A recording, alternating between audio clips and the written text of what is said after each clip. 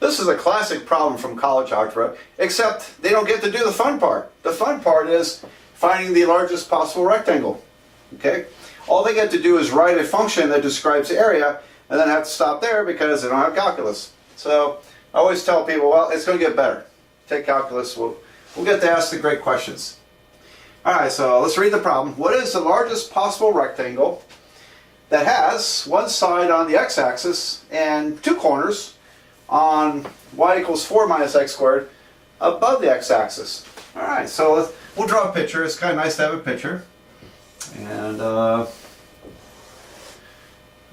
now the parabola y equals 4 minus x squared has a y-intercept of 4, or the vertex is at 4, and it points downward because minus x squared. It's not hard to figure out that it hits the x-axis at 2 and minus 2. Alright, so let's slope downward like this. So there's our parabola. And the rectangle is above the x-axis. So I'm just going to draw a kind of generic rectangle here. And there it is. So there's the base. Base lies on the axis. These corners lie on y equals 4 minus x squared. And our task is to figure out the largest possible, or the maximum possible, area of a rectangle inside there. Alright. Great problem. And now if you think about this in... Well, wait a minute. Let's get started. First of all, can we write down the area in some way? Can we describe the area? Well, area is length times height, isn't it? Or width times height. Well, how do you figure that? Well, if this lies on the parabola, let's call this point xy. How's that for starters? I need to define that point wherever it is, and it's a point xy on the xy plane, but it also lies on the parabola y equals 4 minus x squared. Of course, that's going to be very important to our problem. All right, so area is width times height. How wide is this? Think a minute.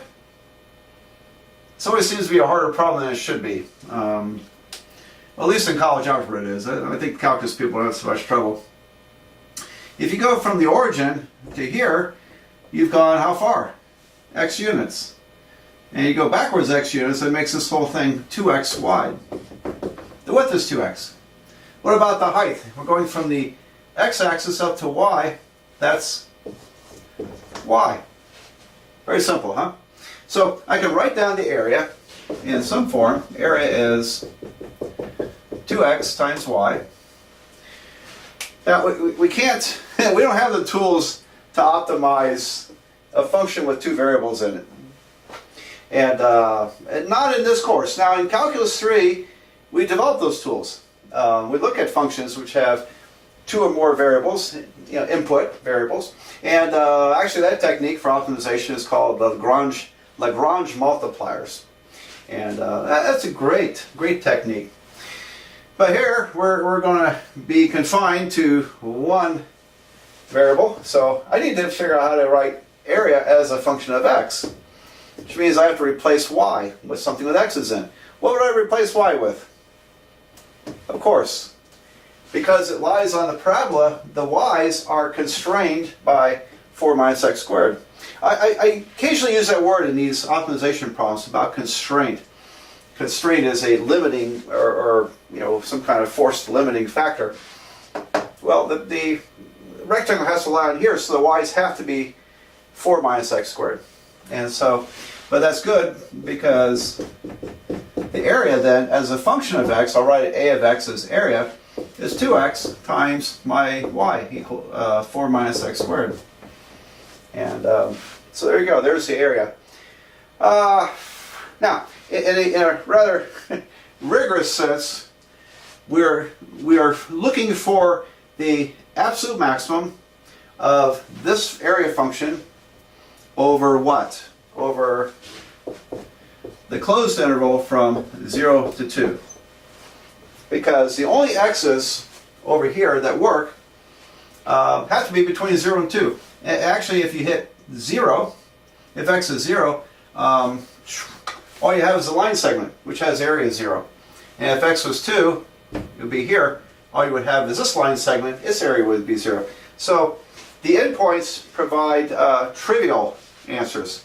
We call them trivial because we're not interested in a rectangle which has 0 area in this problem. Alright, so when we talked about finding absolute maximums and minimums over closed intervals, we had to look at critical points and also the endpoints. Well, the endpoints are very uninteresting here because each endpoint produces a rectangle of area 0. So it'll be natural to just kind of ignore this and say, well, in that case, the maximum, if there is a maximum, and there has to be, because it's between 0 and 0, that's Rolle's theorem, isn't it? Okay, Rolle's theorem says there's going to be a maximum here. Then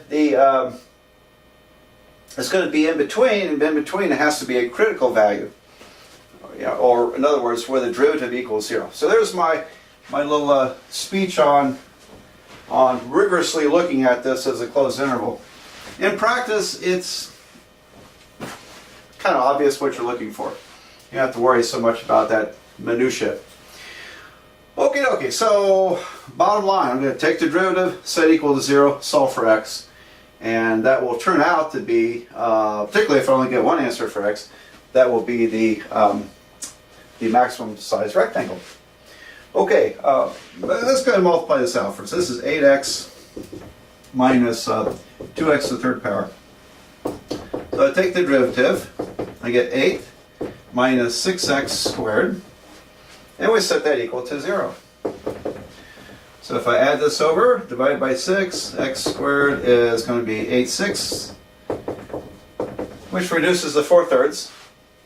And so x would be the square root. Now, in algebra, we always show you that, well, when you solve an equation for x squared by taking the square root, you get a plus square root and a minus square root.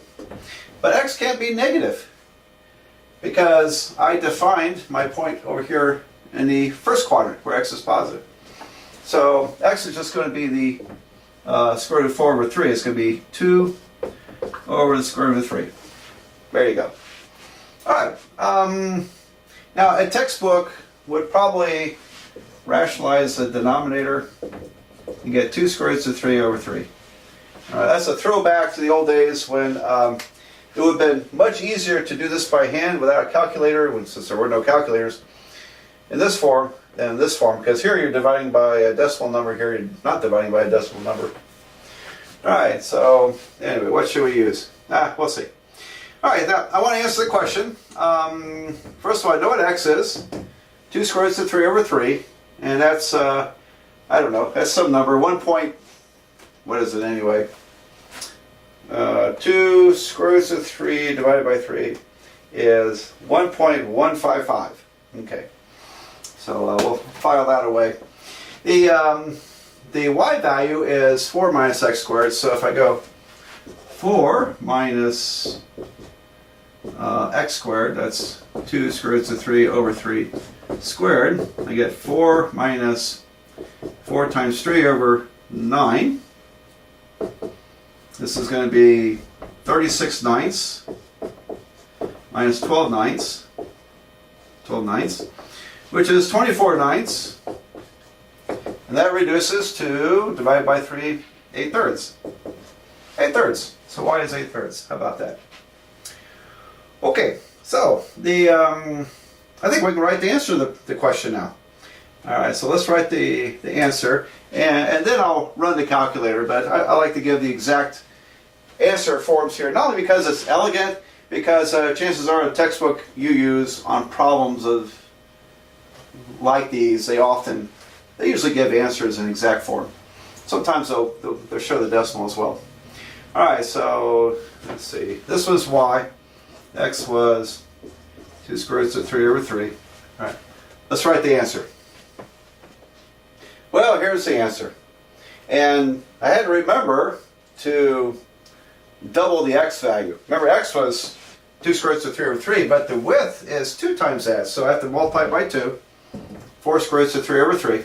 The maximum area is 4 times the square root of 3 over 3 times 8/3 that's the height, which equals to 32 square roots of 3 over 9 square units, or about, now I ran the calculator, about 6.158 square units. So, all right.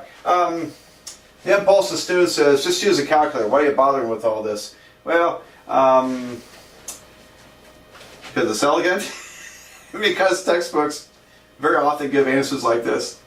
But also the principle that you don't want to round off a calculation too early. You know, if once I get this, now I can round it off, I'll have the most accurate answer. If I round off this number and round off that number, how far do you round off? For example, 4 times the square root of 3 over 3. I'm going to give you something a little more exaggerated here. So 4 times the square root of 3 divided by 3. I get 2.3094 or something or other. Suppose I just say, well, that's 2.3. And 8/3. 8/3 is about 2.7, right? 2 2/3, about 2.7. Alright, so if I multiply 2.3 times 2.7, I get 6.21. Which is fairly close, but it is off, isn't it? It is off. And some problems that those round off errors get exaggerated even greater. So it's always a great idea to either work it out exactly or use all the decimals in your calculator. You know, don't round off anything until you get to the final answer.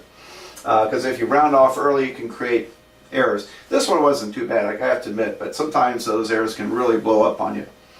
All right, there it is. There's the great rectangle and a parabola problem.